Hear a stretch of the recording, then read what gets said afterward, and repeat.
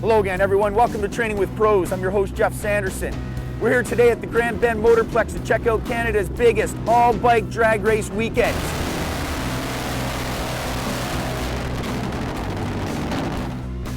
It's a combination of two events packed into one loud, explosive weekend. While we're here, we're going to see what's new with the boys at Thomson Racing, and then I've got a treat for you race fans. Joey Sternotti's here. We're going to talk with him about what it's like to race his top fuel Harley. Sometimes to go fast, you gotta take power out. The track can't handle it. So we took probably realistically about 200 horsepower away from the bike. Took a ton of clutch away from the motorcycle. It's getting loud, that means they're getting started, so follow me, let's go check out the action.